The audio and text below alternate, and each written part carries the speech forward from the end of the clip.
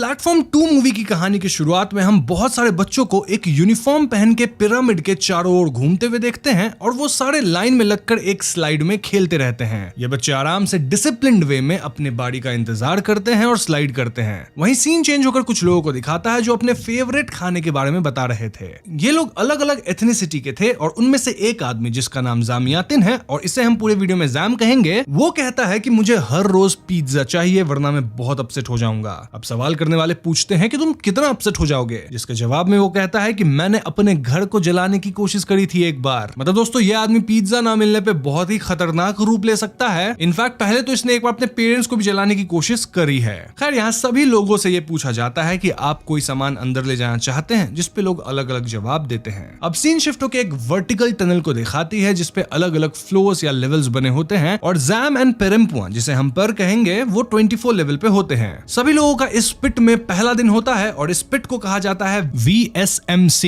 यानी कि vertical self management centre. VSMC के कुछ रूल्स होते हैं, जैसे इस पिट में खाना ऊपर से नीचे एक प्लेटफॉर्म पे आता है और उस प्लेटफॉर्म पर सभी तरह के खाने के आइटम्स सजे होते हैं। लेकिन प्लेटफॉर्म एक पर्टिकुलर लेवल पे बस कुछ ही समय के लिए रुकती है और आपको उसी टाइम में खाना खाना पड़ेगा। अब आप प्लेटफॉर्म से कोई भी फूड आइटम उठा सकते हो, पर शर्त यह है कि आप कोई खाना स्टोर करके नहीं रख सकते। अगर आपने टेबल से कुछ भी आइटम्स अपने पास रखा तो आपके लेवल पे गर्मी या सर्दी इतनी बढ़ा दी जाएगी कि आपकी मृत्यु भी हो सकती है। और यह भी गारंटेड नहीं है कि आप हर रोज एक ही लेवल पे रहोगे। हो सकता है आज आप 1 लेवल पे हो, लेकिन कल आप 50th लेवल पे भी हो सकते हो। मतलब ये सब सिर्फ समय समय की बात है। अब लेवल्स कब चेंज होते हैं, कैसे होते हैं, ये सब तो हमें आगे पता चलेगा ही। तो प्रेजेंट सीन में जैम शॉक में होता है क्योंकि उसके पिज्जा को किसी और ने बड़े ही बुरे तरीके से खाया था। He was so attached to his pizza कि उसे बहुत गुस्सा आता है और ये काम लेवल 21 का था, जो ऑफ कोर्स उसके लेवल से ऊपर था। अब जैम अपना पिज्जा तो नहीं खा सकता था, इसलिए वो किसी और का खाना उठाने लगता है। लेकिन तभी उसके ऊपर के लेवल यानी 23 लेवल के लोग उसे रोकते हैं, ये कहते हुए कि पिट का एक नियम है कि आप किसी और का खाना नहीं खा सकते।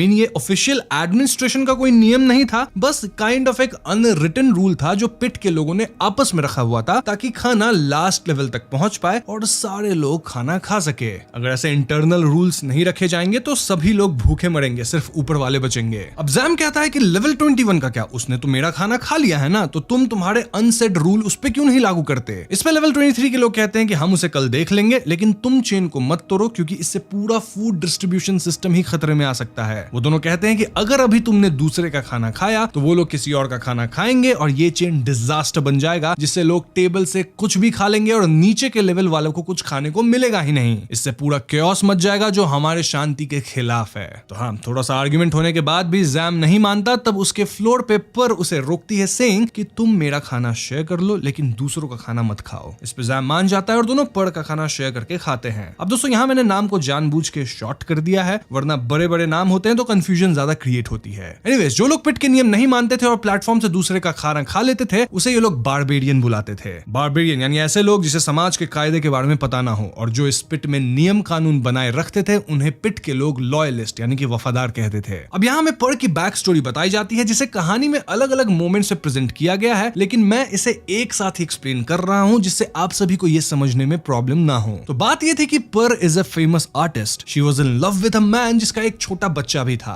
अब एक दिन उसका एक आर्ट एग्जीबिशन था जहां उसने एनिमल क्रूएल्टी पे कुछ स्टैच्यूज बनाई थी। वहां उसका बॉयफ्रेंड भी अपने बच्चे के साथ आया था। उसी स्टैच्यू में एक डॉग का स्टैच्यू था जो बहुत ज्यादा नुकीला एंड डेंजरस था। पर के फियांसे का बेटा बहुत ज्यादा चंचल था और एग्जीबिशन में दौड़ते हुए वो उस स्टैच्यू में गिर जाता है जिससे उसकी मौत हो जाती है। अब हालांकि ये एक हादसा था, लेकिन पर उससे डिप्रेशन में आ जाती है क्योंकि she took it as her fault. उसके लॉयर्स ने भी कोर्ट में ये प्रूव किया कि इसमें उसकी कोई गलती नहीं थी, लेकिन फिर भी वो पर्सनली बहुत गिल्ट में थी और उसी गिल्ट से छुटकारा पाने के लिए वो इस पिट में आई थी ताकि टाइम के साथ वो इस हादसे से बाहर निकल सके। खैर, तो पर और जैम अपने अपने तरीके से पिट में समय बिताने लगते हैं कि तभी सब लोग 44 करके चिल्लाने लगते हैं, जिसपे 23 का लॉयलिस्ट बंदा कहता है कि 44 के बाद से कम्युनिकेशन चेन कट हो गया है और हमें पता नहीं कि उसके बाद खाना प्रॉपर्ली डिस्ट्रीब्यूट हुआ है या नहीं। ऐसे ही दे डिड देयर विजिलेंस और सारे लोग एक दूसरे पर नजर रखते थे जिससे पिट में नियम कानून बना रहे। पर की पूछने पर पता चलता है कि टोटल VMSC में 333 लेवल्स हैं और अगर किसी लेवल के अंदर फूड डिस्ट्रीब्यूशन में प्रॉब्लम होती है या कोई नियम तोड़ता है तो उसके ऊपर के दोनों लेवल के लोग प्लेटफॉर्म में चढ़ के आते हैं और उस प्रॉब्लम को सॉल्व करते हैं। जैसे 21 ने जैम का पिज्जा खाया था तो लेवल 19 और 20 के लोग जाके जैम का पिज्जा प्रोटेक्ट करेंगे और 21 के लोगों को समझाएंगे अबाउट द रूल। ये सब रूल्स लोगों ने आपस में बनाया हुआ था ताकि फूड डिस्ट्रीब्यूशन ठीक से हो सके। और जब पिट में रेड लाइट होता है तब प्लेटफॉर्म बड़ी तेजी से ऊपर की ओर उठता है, जो कि डेंजरस है if people are standing on the edge. अब यहाँ हम जैम की भी पास्ट स्टोरी जान पाते हैं, जहां उसने बस अपने ऑटोबायोग्राफी जलाने की कोशिश करी थी और आग पूरे घर में फैलने लगी। इनफैक्ट वो एक मैथमेटिशियन था जिसने अपनी लाइफ को मैथ्स पे ही डेडिकेट करा था, लेकिन वो एक सवाल की वजह से डिप्रेस्ड हो गया था, जो कि स्क्वायर रूट ऑफ -1 था, जिसका जवाब एक इमेजिनरी नंबर था। उसको लगने लगा कि मैथमेटिक्स इतना प्रैक्टिकल सब्जेक्ट है, स्टिल उसमें इमेजिनरी नंबर है, which makes it less reliable, and he eventually stopped practising maths. उसने अपनी पत्नी और बेटे को छोड़ दिया और अपने माता पिता के साथ रहने लगा, लेकिन उसके माता पिता भी उससे तंग आ गए। ऐसे में उन्होंने उसे यहाँ भेज दिया है so that he learns some discipline. अब ये सब कहानी में अलग अलग पार्ट्स में दिखाया गया है, लेकिन जैसा मैंने बताया मैं बैक स्टोरीज को एक साथ ही आपको बता दे रहा हूँ ताकि आपको समझने में आसानी हो। खैर, तो एक रोज जैम और पर अपने खाने का इंतजार कर रहे होते हैं कि तभी they hear chaos over them, और हम समझ पाते हैं कि लेवल 21 में घमासान लड़ाई हो रही थी। ऐसा इसलिए क्योंकि 19 और 20 के लोग उसे समझाने नीचे उतरे थे। तो हाँ, प्लेटफॉर्म धीरे धीरे नीचे आने लगता है, जिससे सारे लोग लड़ने लगते हैं और 23 के लॉयलिस्ट इनसे कहते हैं कि मैं भी लड़ाई में भाग ले रहा हूं और प्लेटफॉर्म आपके यहाँ रुके तो आप भी लड़ना, ताकि हम 21 को शांत कर सके। जैम बहुत डर जाता है और कहता है कि मैं लड़ना नहीं चाहता, लेकिन उसके डर के बावजूद भी प्लेटफॉर्म 24 में रुकती है और 23 का लड़का 21 के बारबेरियन से लड़ने लगता है। उनके लड़ाई की वजह से लेवल 23 में कुछ खाना फ्लोर पे इधर उधर बिखर जाता है, जिससे लेवल 23 की गर्मी बहुत बढ़ जाती है। इनफैक्ट वहां की एक लेडी के शरीर में आग लग जाती है और वो जलते हुए सीधे प्लेटफॉर्म पे गिरती है। पर उसके आग को बुझाने की कोशिश करती है, लेकिन जैम तो सिर्फ खड़ा खड़ा देखता ही रहता है। फाइनली 21 काबू में आता है, लेकिन तब तक वो लेडी बिल्कुल जल जाती है। इससे हमें समझ में आता है कि जैम सिर्फ बाहर से फियर्स दिखता है, लेकिन अंदर से वो बहुत कमजोर था। वहीं दूसरी तरफ पर काफी स्ट्रॉन्ग थी और इजिली हार मानने वालों में से नहीं है। तो अब इनका लेवल भी फ्रीज होने लगता है, लेकिन नंबर 23 और पर मिलकर सब कुछ संभाल लेते हैं। फिर नंबर 23 21 के बारबेरियन को लेकर अनॉइंटेड वंस के पास जाता है टू पनिश हिम। पिट में अनॉइंटेड वंस उसे कहा जाता है जिसने रियल मास्टर से मुलाकात करी थी, मतलब उस मास्टर से जिसने इस पिट के रूल्स को सेट करा था। मतलब इन्हें हम समाज के संत लोग या बड़े लोग कह सकते हैं, जो कि कस्टम्स को जारी रखते हैं। वहीं हम रियल मास्टर या मसीहा के बारे में जान पाते हैं, जो सबसे नीचे लेवल में रहते हैं और खाना ना पहुंचने की वजह से जब सब लोग भूख से मर रहे थे तब उन्होंने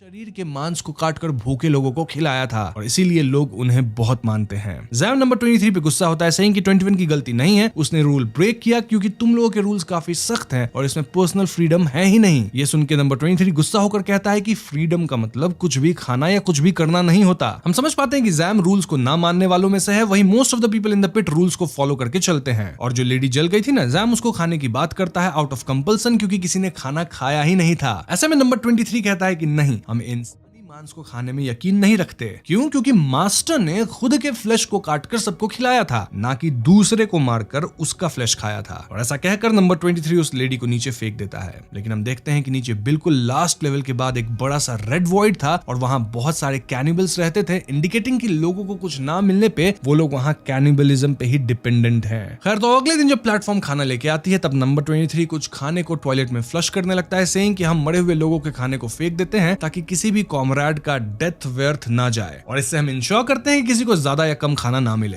अगर कोई आदमी मरे हुए आदमी का खाना खाता है तो यह दूसरे लोगों के प्रति अन्याय होगा, क्योंकि उनको तो लिमिटेड फूड ही मिलेगा ना, तो एक को कम और एक को ज्यादा क्यों मिले। इसलिए फूड डिस्ट्रीब्यूशन को फेयर बनाने के लिए ये सारे स्टेप्स लेना जरूरी था। जैम इससे बहुत ज्यादा उदास हो जाता है, क्योंकि ऑब्वियसली उसको ज्यादा खाना था, लेकिन वो कुछ कह नहीं पाता क्योंकि सब कुछ रूल्स के हिसाब से ही चलता है। बट देन यहाँ एक आयरनी भी है, क्योंकि देखो यहाँ लोग बिना खाए मर रहे हैं, लेकिन आदमी खाना फेंक भी रहा है ताकि इक्वली डिस्ट्रीब्यूशन हो। Now this was so weird कि पर भी इससे शॉक में आ जाती है। अब अगले दिन जब प्लेटफॉर्म उनके लेवल पर रुकती है तो दोनों अपना वाला पोर्शन खाते हैं। पर मरे हुए आदमी का पोर्शन फेंक रही होती है, लेकिन जैम थोड़ा बहुत उसमें से खाने लगता है। अब उसे ऐसा करते हुए उसके ऊपर के लेवल का एक ओल्ड आदमी देख लेता है। खैर, दोनों पिट में अपना दिन काटने लगते हैं और हम देख पाते हैं कि पर और जैम के बीच अच्छी दोस्ती हो गई है। दोनों एक दूसरे का खाना शेयर करते हैं, सेल के वॉल पे ड्रॉ करते हैं, एक दूसरे की मदद करते हैं और ठीक ठाक से दिन काटने लगते हैं। वो दोनों एक दूसरे की स्टोरी भी जानते हैं। उनके लेवल चेंज होने से पहले लास्ट डे वो लोग पिट में एंजॉय करते हैं और डांस वगैरह करते हैं। इस पॉइंट पे इन दोनों को नहीं पता था कि अगले दिन वो कौन से लेवल पे जाएंगे। Now to their utter shock, अगले दिन वो दोनों लेवल 180 पे जागते हैं, जो कि बहुत ही खतरनाक लेवल है।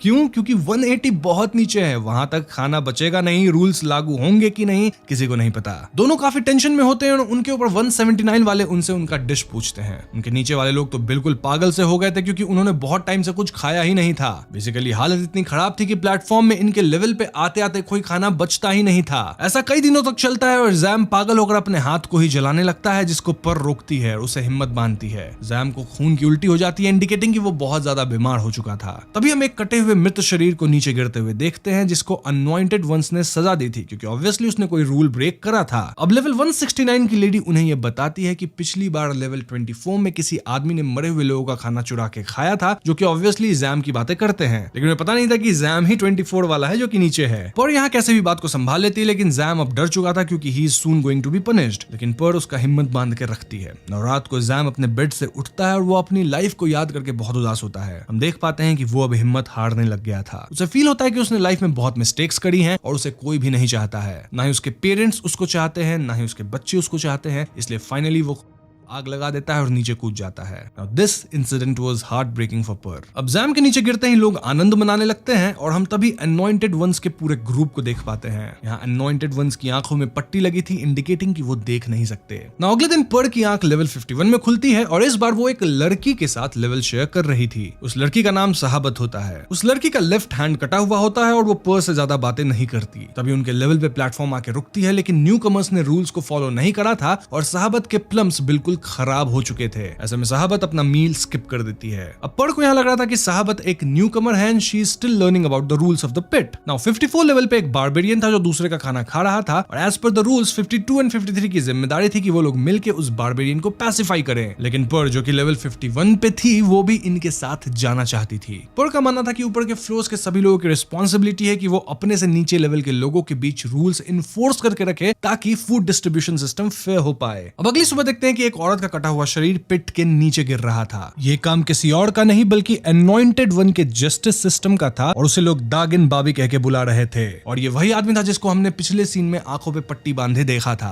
ना प्लेटफॉर्म जब लेवल 51 पे रुकती है तब सहाबत अचानक से रेज में आ जाती है और एक आयरन रॉड लेके प्लेटफॉर्म पे चढ़ जाती है, सेइंग कि हमें लेवल 54 के आदमी को मजा चखाना पड़ेगा और पर भी उसके साथ शामिल हो जाती है। लेवल 54 वाले को इसलिए मजा चखाना था क्योंकि वो पहले लेवल 2 पे हुआ करता था जो कि दूसरों का खाना खा जाया करता था। बट देखा जाए तो ये काइंड ऑफ पिट की लॉ को ब्रेक करने जैसा हुआ, बट स्टिल ये दोनों ऐसा कर रहे थे। नाउ 52 के दोनों आदमी उन्हें मना करते हैं कि कम्युनिकेशन चेन में बढ़ सकती है अगर आप लोग 51 से उतर के आ जाओगे, लेकिन पड़ो साहबत इसे इनकार कर देते हैं एंड इंस्टेड ऑफ देम 52 का एक लड़का वहां ठहर जाता है। तो जब ये लोग 53 लेवल पे पहुंचते हैं तो ये झूठ कहते हैं कि सबको ऊपर से ऑर्डर मिले हैं एक साथ जाके 54 को पकड़ने के लिए, और इसीलिए 53 के लोग भी उनके साथ चल पड़ते हैं। लेकिन दोस्तों 54 का आदमी बड़ा खतरनाक था और वो सबको पीटने लगता है। जब चारों लोग उसे कॉर्नर कर देते हैं तब वो बच के भागने लगता है और प्लेटफॉर्म पे चढ़ जाता है। उसके पीछे सहाबत भी प्लेटफॉर्म पे चढ़ जाती है और उसे बचाने के लिए पर भी प्लेटफॉर्म पे चढ़ जाती है। सारे लोग हाथापाई करते हुए लेवल 55 में पहुंच जाते हैं जहां एक बूढ़ा आदमी फाइट में हिस्सा लेता है, लेकिन एक मेंटली चैलेंज्ड लड़का उन्हें बस देखता रहता है। सहाबत को उस आदमी ने बहुत चोटिल कर दिया था और पर गुस्से में उसको मारने जाती है, लेकिन वो आदमी इनसे रहम की भीख मांगता है। ऐसे में पर उसे जान से नहीं मारती और वो आदमी प्लेटफॉर्म में चढ़ के नीचे चला जाता है। अब इस पॉइंट पे हम व्यूअर समझ पाते हैं कि सहाबत का इस पिट के अंदर पहला मंथ नहीं है, इनफैक्ट वो पर से भी पहले से इस पिट में है। और इसी पॉइंट पे हम व्यूअर सब सहाबत की कहानी पे भी आते हैं। उसको इस पिट में रहते हुए 6 महीने हो गए थे और पहले ही दिन उसके सेलमेट ने उसको सारे रूल्स बताए थे। सहाबत रूल्स फॉलो करती थी, लेकिन वो समझ गई थी कि एक बहुत unfair system of food distribution था क्योंकि इसमें हम सिर्फ अपने मंगाए खाने को ही प्रोटेक्ट करते हैं। स्टिल शी वाज ओके क्योंकि उसके लिए ये एक अच्छा स्टार्ट था। वो दोनों ही नियम कानून मान के चलते थे, लेकिन एक दिन उन्हें एक आदमी मिला जो बहुत भूखा था और मरने के हालत में था। इन लोगों ने मिलकर उसकी मदद करी किसी और आदमी का खाना खिलाकर, लेकिन दागिन बाबी को ये सब अच्छा नहीं लगा और वो अपनी टीम के साथ आकर सहाबत और उसके सेलमेट को बहुत ब्रूटली पनिश किया। उसकी सेलमेट को नेकेड बांध दिया गया इन द प्लेटफॉर्म और लोगों ने उसे कच्चा खा लिया और सहाबत को ये सब देखने पे मजबूर किया गया। कमिंग टू प्रेजेंट, पर कहती है कि अगर हम लॉ एंड ऑर्डर को मान के चलेंगे तो ही हम इस पिट से जिंदा निकल पाएंगे। इस पे सहाबत उससे कहती है कि कोई भी इस पिट से जिंदा नहीं निकलता, सब लोग आपस में लड़के या पनिश होके या खुद को खत्म करके मर जाते हैं। सहाबत उसे आइडिया देती है कि हम बस एक ही टाइम यहाँ से निकल सकते हैं। देखो, जब एडमिनिस्ट्रेशन हमारा लेवल बदलते हैं तो हमें एक गैस इनहेल करवाया जाता है ताकि हम सो सके, और वो गैस है सेवोफ्लूरिन। तो अगर हम कैसे भी खुद को सोने से बचा लेते हैं तो हम इस पिट से निकल सकते हैं। Now this idea sounds good, लेकिन अभी तक सहाबत कामयाब नहीं हुई थी इस आइडिया को इंप्लीमेंट करने में, और इसीलिए इसका उपाय ढूंढने के लिए उन्हें हर दिन नीचे जाना पड़ेगा टू फाइंड सम वे। अब ध्यान रहे दोस्तों, सहाबतों पर ये सब कुछ उस मेंटली चैलेंज्ड लड़के के सामने ही डिस्कस कर रहे थे जो कि एटलीस्ट तब तो सो रहा था। अब अगले दिन दागिन बाबी अपने चेलों को लेकर प्लेटफॉर्म से नीचे उतरते रहते हैं कि तभी सहाबत कहती है कि हमें उसके ब्रूटैलिटी से लोगों को बचाना पड़ेगा। उसने फिर से इस बार एक नेकेड आदमी को प्लेटफॉर्म से बांध दिया था ताकि सारे लोग उसे जिंदा खा सके। हम देख पाते हैं कि सारे लोग उसे परेशान कर रहे थे, मतलब उस पे हंस रहे थे, थूक रहे थे, यूरिनेट कर रहे थे वगैरह वगैरह। अब दागिन बाबी और उसकी टीम इनके लेवल पे आती है और उन लोगों को as reward of their bravery unlimited खाना ऑफर किया जाता है। लेकिन ये बस उसकी चाल थी, क्योंकि जैसे ही प्लेटफॉर्म नीचे चला जाता है ये सारे दागिन बाबी के टीम वाले सभी लोगों को पकड़ लेते हैं जिन्होंने लॉ को फॉलो नहीं करा था। बाबी तो खुद इतना क्रूल था कि बस रूल फॉलो ना करने पे वो किसी को भी एग्जीक्यूट करवा देता था। पर का स्पेसिफिकेशन में अहम भूमिका था, तो उसे सजा मिलती है कि उसके एक हाथ को काट दिया जाएगा। जब वो इस पे रेबल करती है तो वो कहता है कि तुम अपने तरीके से लॉ को मोड़ नहीं सकती और इस चेन सिस्टम को कायम रखने के लिए हमने बहुत लोगों को सैक्रिफाइस करा है और अब एक भी आदमी ये रूल नहीं बदल सकता। इनफैक्ट सहाबत को यहाँ नग्न करके बांधा जाएगा और फिर उसके साथ क्या होगा आप सब जानते ही हैं, मतलब दूसरे लोग उसे खाएंगे और सभी को एक मैसेज पहुंचेगा कि जो रूल्स फॉलो नहीं करेगा उसको मार दिया जाएगा और terror is the message of दागिन बाबी। तभी वो मेंटली चैलेंज लड़का कहता है कि अगर आपने इन लड़कियों को छोड़ दिया तो ये लोग भाग जाएंगे। कल रात मैंने इन्हें बातें करते हुए सुना है। This was a shocking revelation, लेकिन फॉर्चुनेटली वो बंदा कुछ भी बात अच्छे से नहीं बता पाता और उसकी बातों पे सब हंसने लगते हैं। तो हाँ, भले ही प्लान काइंड ऑफ लीक हुआ लेकिन लोग उस पर भरोसा नहीं किए, तो दागिन बाबी को इसके बारे में शायद पता नहीं चला। अब जैसा पनिशमेंट मिला था उसी हिसाब से सहाबत को नग्न बांध दिया जाता है और उसे भी प्लेटफॉर्म से बांधकर नीचे ले जाया जाता है ताकि इंसान को खाने वाला उसे खा जाए। इनफैक्ट सारे लोग जिसने स्पेसिफिकेशन में भाग लिया था उनके एक हाथ को भी काट दिया जाता है। तो आप देख सकते हैं कि यहाँ एक छोटी सी रूल को तोड़ने पे कितनी बड़ी सजा मिल रही है। अब दोस्तों यहाँ हम वापस से फर्स्ट सीन वाले बच्चों को देखते हैं जो कि पिरामिड के चारों ओर घूम रहे थे। यहाँ उनकी चेन टूट चुकी थी और ऐसे में लोग बिखर रहे थे और दौड़ रहे थे टुवर्ड्स द सेंटर की कौन सबसे पहले स्लाइड में चढ़ेगा। मतलब हम समझ पाते हैं कि यहाँ का पूरा सिस्टम क्योटिक हो गया था। इसका एक बहुत इंपॉर्टेंट मेटाफर यह है कि एक आदमी के रूल तोड़ने से पूरी चेन टूट जाती है जिससे पूरा सिस्टम फेल हो सकता है। अब अगले दिन पर की आंख लेवल 72 पे खुलती है और वो एक ओल्ड मैन त्रिमागासी के साथ होती है जिसे हम त्री कहेंगे। यहाँ हम देख पाते हैं कि पर का एक हाथ कटा हुआ था जस्ट लाइक सहाबत। ऑब्वियसली उनके ऊपर और नीचे के लेवल्स पे अलग अलग लोग थे जो उससे इंट्रोडक्शन पूछते हैं, लेकिन पर कहती है कि अपने ऊपर और नीचे के लोगों से बात करने की कोई जरूरत नहीं है। इसके जवाब में ट्री कहता है कि टॉकिंग इज ड्रेनिंग। पर यहाँ ट्री से पूछती है कि तुम्हारा ऑब्जेक्ट क्या है, जिसके जवाब पे ट्री दिखाता है कि वो अपने साथ एक चाकू लाया था जो कि काफी तेज है। तभी पर को सहाबत के एस्केप आइडिया के बारे में याद आता है जिसने हिंट दिया था कि उन्हें एक ड्राउनिंग डॉग को ढूंढना पड़ेगा। इसका मतलब है कि उस रात सहाबत अपना पूरा प्लान पर से डिस्कस करी थी जिससे उसके मरने के बाद भी पर ये फ्रीडम स्ट्रगल चला पाए। अब यहाँ आपके मन में आ रहा होगा कि ड्राउनिंग डॉग क्या है और इसके बारे में हमें आगे पता चलेगा। अब यहाँ पर ट्री को कोई रूल नहीं समझाती है, इंस्टेड वो अब खुद भी कोई रूल फॉलो नहीं करने वाली थी। उसे ये गुलामों वाली जिंदगी अब नहीं जीनी थी और वो हाथ में हथियार लिए प्लेटफॉर्म पे चढ़ जाती है और ट्री को भी अपने साथ आने कहती है। उसका प्लान ये था कि वो सारे लोगों को एकजुट करेगी और दागिन बाबी के लॉयलिस्ट ग्रुप को फेस करेगी जिससे उनकी बर्बरता इस पिट से खत्म हो जाए। वो लोग हर लेवल पे जाते हैं और लोगों को संभालते हैं कि हमें आजादी के लिए लड़ना पड़ेगा और ऐसे रूल्स को फॉलो करने का कोई मतलब नहीं जो इतना क्रूर है और हमारे बेसिक राइट्स को ही डिनाई करता है। तो बस फिर क्या था, एक एक करके सारे लोग प्लेटफॉर्म पे चढ़ जाते हैं और पूरे टेबल में क्योस मच जाता है। देन सारे लोग जाके एक लेवल में उतर जाते हैं जहां एक दीवार पे पर को एक पेंटिंग मिलती है of the famous drowning dog और यहाँ पे पर की तलाश खत्म होती है। अब यहाँ मैं आपको एक बात बता दूं कि इस ग्रुप में वो आदमी भी था जिसको एक बार पर मारने वाली थी लेकिन फिर उसे जाने दी थी।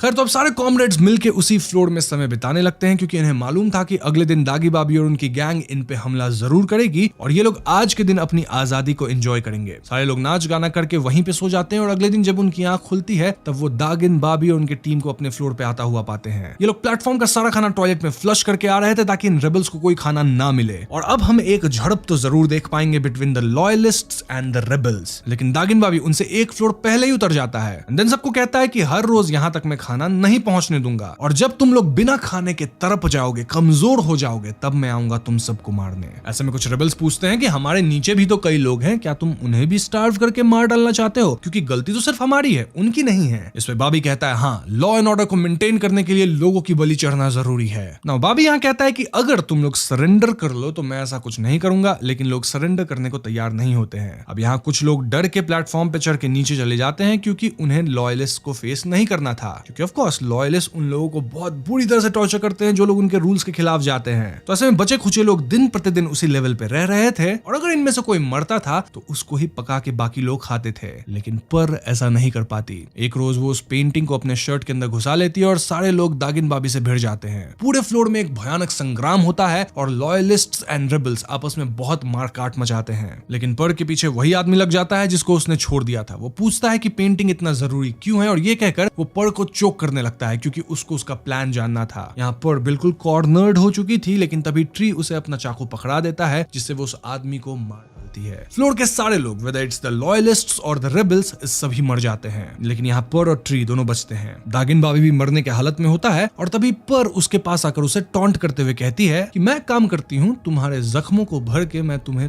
ही मांस खिलाना शुरू कर देती हूँ, जिससे तुम भी तुम्हारे मास्टर के काबिल बन जाओगे। पर मैं ऐसा नहीं करूंगी क्योंकि मैं अपनी इमेजिनेशन के चलते दूसरों को टॉर्चर नहीं करती जैसा कि तुम अब तक करते आ रहे हो। खैर, तो अब रात को पर सारे लाशों को जमीन में फेंकने लगती है टू क्लीन द प्लेस, और वो ट्री से पूछती है कि क्या तुम मेरे साथ आओगे, जिसपे वो कहता है नहीं, ये मंथ मेरा बेस्ट मंथ था और मैं अपना टर्म पूरा करके ही वापस लौटूंगा। वो ये भी कहता है कि हम सब अपने ही किए गए गुनाहों के बंदी हैं जिससे हम नहीं भाग सकते। अब पर अपने प्लान के तहत उस पेंटिंग को स्वॉलो कर लेती है, और अगर इससे वो बेहोश होने वाली एयर को अपने अंदर ना जाने दे और कुछ समय तक को होल्ड कर सके तो शायद वो यहाँ से निकल जाएगी। कब निकल पाएगी? जब एयर को क्लियर किया जाएगा और कुछ लोग आएंगे एडमिनिस्ट्रेशन से जो कि लाशों को ऊपर लेके जाएंगे ग्रेविटी को उल्टा करके, और उसी टाइम पे पर भागेगी अगर वो तब तक सरवाइव कर पाए और बेहोश ना हो। तो हाँ, पर ऐसा ही करती है और सीन को देख के ऐसा प्रतीत होता है कि वो पॉइजनिंग से मर गई है, लेकिन ऐसा नहीं है। तो अब सीन शिफ्ट होकर उसी बच्चों के ग्रुप को दिखाता है जो स्लाइड चढ़ने की कोशिश में बिल्कुल क्योस में फंस चुके हैं। उनमें से एक बच्चा पिरामिड के सबसे ऊपर पहुंच जाता है, जिसे एक लड़का और लड़की जो कि शायद VSMC वाले हैं वो बच्चे को अपने साथ ले जाते हैं। अब जब इंटरवल का टाइम होता है यानी लेवल्स चेंज करने की बारी आती है तो हम VSMC के लोगों को स्पेशल सूट और मास्क में सारे लाशों को एक साथ बांधते हुए देखते हैं। ये लोग टनल में फ्लोट कर रहे थे क्योंकि ऑफ कोर्स अब ग्रेविटी को चेंज कर दिया गया था जिससे चीजें ठीक ढंग से ऑपरेट करी जा सके, और यहाँ इन लोगों ने पर को भी मृत लोगों के साथ ही बांध के रखा था।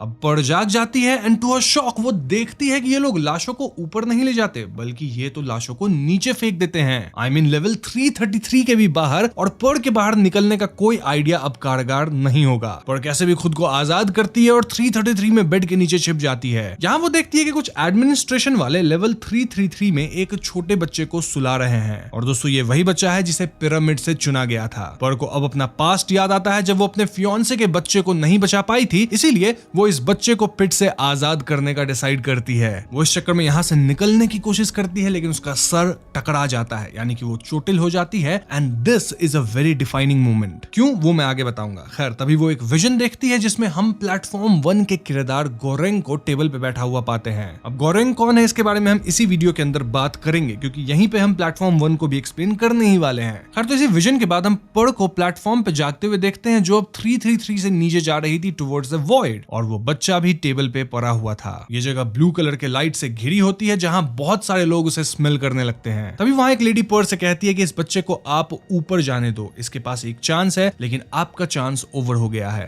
तो हाँ, पर को प्लेटफॉर्म से उतरना पड़ेगा ताकि ये बच्चा ऊपर जाके एस्केप कर सके, क्योंकि ऑब्वियसली प्लेटफॉर्म फर्स्ट फ्लोर पे तो जाएगी ही ना। पर भी उसकी बात मान लेती है और उसे वहां सहाबत और जैम भी दिखते हैं। तभी हम एंड क्रेडिट सीन में बहुत से बड़े लोगों को एक बच्चे के साथ प्लेटफॉर्म पे चढ़े हुए ब्लू वॉइड में आते देखते हैं, और शायद उन लोगों ने भी बच्चों को बचाया था। और तभी वहां हम एक पोस्ट क्रेडिट सीन भी देखते हैं जो इस पार्ट को प्लेटफॉर्म 1 से जोड़ती है, और इस पोस्ट क्रेडिट सीन के बारे में हम इसी वीडियो के एंड में बात करेंगे ताकि वो ज्यादा सेंस बनाए। यहाँ बताऊंगा तो आप कंफ्यूज ही हो जाओगे। तो हाँ, यहाँ पे प्लेटफॉर्म 2 मूवी खत्म हो गई है, लेकिन प्लेटफॉर्म 1 पे जाने से पहले मैं आपको थोड़ी बातें क्लियर कर देता हूँ। तो एंडिंग में इट्स क्वाइट पॉसिबल कि पर मारी गई थी जब उसे सर पे चोट लगा, और उसके बाद जो विजन्स पर को आई थी, जिन लोगों से पर मिल रही थी, वो सब काइंड ऑफ स्पिरिट्स थे या फिर पर का अपना ही एक सबकॉन्शियस माइंड था जो कि मरने से पहले ये सारी चीजों से दिखा रहा था। तभी यहाँ कहा गया कि पर का चांस ओवर हो चुका है लेकिन ये बच्चा अब भी बच सकता है, एंड इट्स क्वाइट पॉसिबल कि लेवल 333 के नीचे कुछ भी नहीं है। ये सब पर का या तो इमेजिनेशन था या फिर हो सकता है स्पिरिट्स कर रहे हो, आफ्टर लाइफ की बातें हो। तो इन थियरीज पे हम अगेन वीडियो के एंड में बात करेंगे ही, बट यहाँ पे मैं इसलिए क्लियर कर देना चाहता था ताकि आप गलत ना समझ लो। तो खैर, इसी के साथ अब हम बढ़ने वाले हैं प्लेटफॉर्म 1 मूवी की कहानी की तरफ। तो कहानी की शुरुआत होती है एक 5 स्टार रेस्टोरेंट को दिखाते हुए जहां का हेड शेफ सारे काउंटर्स में घूम घूम के खाने का जायजा ले रहा था। He was very serious about his job,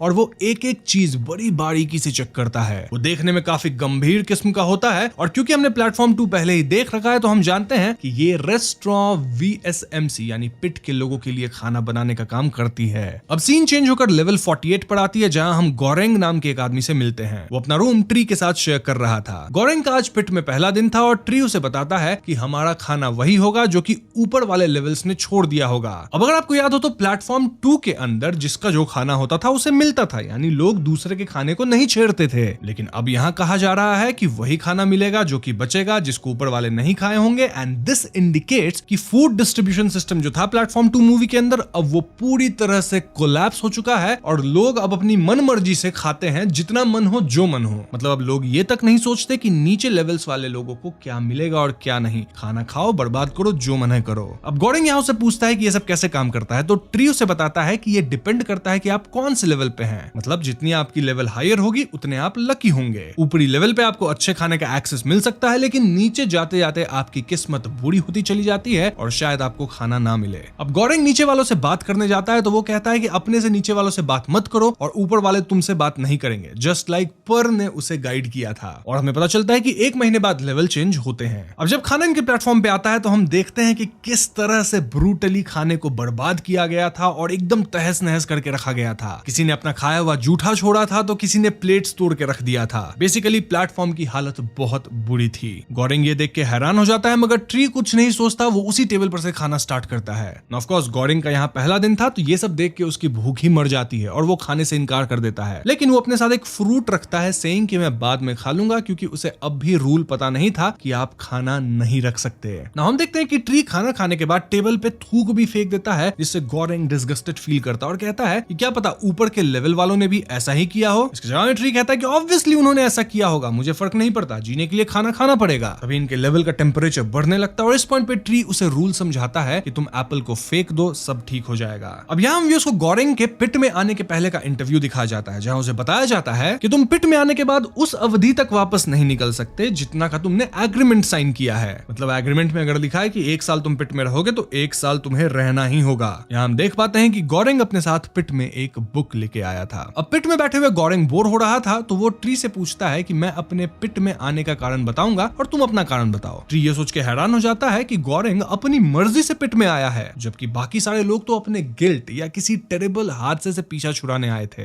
गोरेंग बताता है कि उसको स्मोकिंग क्विट करना था और उसे एक बुक भी पढ़ना था नेम डॉन किहोटी, इसलिए वो पिट में समय बिताने आया था, basically as a rehab centre. और तो और उसका टाइम पूरा होने के बाद उसे एक डिग्री या सर्टिफिकेट भी मिलने वाला था। ये सब सुन के ट्री सोच में पड़ जाता है कि उसे कोई डिग्री क्यों नहीं मिल रही है। खैर तो आगे हम देखते हैं कि डेली प्लेटफॉर्म नीचे आता था। ट्री तो आराम से खाना खाता पर गोरेंग नहीं खा पा रहा था। यहाँ हम ट्री की भी स्टोरी जान पाते हैं कि एक रोज उसने अपने टेलीविजन में एक नाइफ शार्पनर का एड देखा जो कि बहुत ज्यादा इंप्रेसिव लग रहा था। वो उस एड से इंप्रेस हो गया, हालांकि उसको जरूरत तो नहीं थी, पर वो ऑब्सेस्ड हो गया और सोचने लगा कि मेरी जिंदगी शायद इसलिए खराब है क्योंकि मैं वो नाइफ शार्पनर यूज नहीं करता, इसलिए उसने उसको खरीद लिया। अब अगले ही एड में उसने देखा कि सेम कंपनी एक सेल्फ शार्पनिंग नाइफ बेच रही थी जो इतनी तेज थी कि उसको शार्प करने की कोई जरूरत ही नहीं थी। इससे ट्री इतना ज्यादा फ्रस्ट्रेट हो गया कि उसने अपना टेलीविजन उठाकर अपनी खिड़की से बाहर फेंक दिया, लेकिन अनफॉर्चुनेटली वो एक रैंडम स्ट्रेंजर के सर पे जाके हिट हुआ, जिससे उसकी मौत हो गई और उसी की सजा में ट्री को इस पिट में आने का ऑफर मिला विच ही टुक। और दोस्तों ये वही नाइफ है जो ट्री अपने साथ लाया था, जिसे हम प्लेटफॉर्म 2 में पर को यूज करते हुए देखे थे। अब गोरेंग उससे पूछता है कि पिट में कितने लेवल्स है, जिसके जवाब में वो कहता है कि शायद 132, क्योंकि मैं वहां रह के आया हूं, और एक बार शायद उससे भी नीचे, और उस लेवल तक तो कोई खाना पहुंचता ही नहीं है। इससे गोरेंग परेशान हो जाता है, कहता है कि हमें अपने ऊपर वालों से बात करनी पड़ेगी ताकि सब लोग अपना ही हिस्सा खाए और इससे सारे लेवल्स पे खाना पहुंचेगा। ये सुन के ट्री उससे पूछता है कि क्या तुम एक कम्युनिस्ट हो, लेकिन गोरेंग जवाब देता है कि नहीं, मैं तो लॉजिकल बात कर रहा हूं। तो इसके बाद गोरेंग नीचे वालों से बात करने लगता है, लेकिन वो उल्टा उसे ही डरा रहे होते हैं। ऐसे में ट्री खाने के प्लेटफॉर्म पे यूरिनेट ही कर देता है ताकि उन्हें एक सबक सिखाया जा सके। बेसिकली हम समझ पाते हैं कि ट्री के हिसाब से जो लोग नीचे हैं वो नीचे ही हैं और उन्हें उसी हिसाब से ट्रीट किया जाए। ऐसा क्यों? क्योंकि अगले महीने अगर ये लोग भी नीचे जाते हैं तो इनके साथ भी ऐसा ही अत्याचार होगा। खैर तो अगले दिन गोरेंग भी थोड़ा बहुत खाना खाता है और जब वो बुक पढ़ रहा होता है तभी एक आदमी ऊपर से नीचे गिरता है, जिसपे गोरेंग बौखला जाता है। यहाँ हम प्लेटफॉर्म 2 के एक किरदार को देखते हैं जो ऊपर से झांक के देख रहा होता है और गोरेंग ट्री से पूछता है कि तुम कौन से लेवल से होके आए हो। इस पे रिप्लाइज कि ही वाज एट 72, 26, 38 और ऐसे ही कई लेवल्स पे इंक्लूडिंग 132। जब गोरेंग पूछता है कि तुम किसके साथ उन लेवल्स पे थे तो वो कुछ कहता नहीं, लेकिन गोरेंग अज्यूम कर लेता है कि ट्री ने अपने हर सेलमेट को मार दिया होगा और ऑब्वियसली उनका ही मीट पकाकर खाया होगा, जिससे वो नीचे वाले लेवल पे भी सरवाइव कर पाया। और देखा जाए तो ट्री के पास एक शार्प नाइफ तो है ही। तभी प्लेटफॉर्म पे हम एक लड़की को बैठा हुआ आते देखते हैं, जिसे हमने प्लेटफॉर्म 2 के लास्ट पार्ट में देखा था। गोरेंग उसे देखकर चिंतित हो जाता है, लेकिन वो लड़की कुछ कहती नहीं, बस ऐसे ही चुपचाप बैठी रहती है। उसका नाम मिहारू होता है और ट्री बताता है कि मिहारू हर महीने नीचे आती है क्योंकि वो अपने बच्चे को ढूंढ रही है। ये सुन के गोरेंग एकदम कंसर्न हो जाता है क्योंकि ऑब्वियसली ये जगह किड्स के लिए तो सेफ बिल्कुल भी नहीं है। गोरेंग मिहारू से कहता है कि क्या तुम ठीक हो, जिसपे ट्री उसे टॉन्ट करते हुए कहता है कि क्या तुम उसे अपने साथ रखना चाहते हो, जिसपे वो जवाब देता है कि मैं बस उसके लिए कंसर्न्ड हूँ। जवाब में ट्री कहता है कि तुम बेकार की चिंता में अपना वक्त बर्बाद मत करो। ये लड़की कोई इनोसेंट बेचारी नहीं है, बल्कि ये तो हर महीने अपने सेलमेट को मार देती है ताकि इसका बेटा मिलने पे वो अपने बेटे के साथ रह सके। ट्री ये भी एक्सप्लेन करता है कि 132 लेवल पे मैंने अपने सेलमेट को नहीं खाया था, उसके पिट का टाइम कंप्लीट हो गया था और इसीलिए वो बाहर निकल पाया। रही बात कि सरवाइव कैसे किया, तो वेल वहां रहते वक्त एक डेड बॉडी उनके प्लेटफॉर्म पे आ गिरी थी और मजबूरी में उसे उसका मांस खाना पड़ा था। खैर तभी जब प्लेटफॉर्म नीचे वाले फ्लोर पे जाती है तो वहां के लोग मिलकर मिहारू को जबरदस्ती पकड़ लेते हैं, जिस पर वो चिल्लाने लगती है और गोरेंग भी उनसे कहता है कि मिहारू को छोड़ दो, लेकिन ट्री कहता है कि ये लोग कुछ दिन तक उसे रखेंगे, ऑब्वियसली फॉर गलत रीजंस, फिर उसे छोड़ देंगे। तभी मिहारू खुद ही उन दोनों को मार के टेबल पे उठ जाती है, इंडिकेटिंग कि वो बहुत स्ट्रांग है और उसे पिट में सर्वाइव करना आता है। अब अगले सीन में हम ट्री और गोरेंग को अपना समय बिताते हुए देखते हैं, जहां दोनों की फ्रेंडशिप हो गई थी। अब गोरेंग भी टेबल पर से सब कुछ खाता और ट्री को अपने बुक्स पढ़ के सुनाता था। एज अ होल दोनों साथ में एडजस्ट करने की कोशिश कर रहे थे। वहीं आज एक महीना पूरा होने वाला था और अगले दिन ही पिट रीसेट होने वाला था। ट्री गोरेंग से कहता है कि तुम भगवान से प्रे करो कि कल हमारी आंख किसी अच्छे लेवल पे खुले जहां हम एटलीस्ट खाना खा सके। वो गोरेंग से कहता है कि तुम एक अच्छे इंसान हो, लेकिन मुझे लगता है कि तुम पिट में ज्यादा दिन सर्वाइव नहीं कर पाओगे। वैसे नेक्स्ट मंथ ट्री का सेकंड लास्ट मंथ होगा, जिसके बाद वो पिट से बाहर निकल जाएगा। अब अगली सुबह हम गोरेंग को पूरी तरह से बेड से बंधा हुआ पाते हैं, जो कि ऑब्वियसली ट्री का काम था। वो लोग अब लेवल 171 पे थे, जो कि काफी बुरा लेवल था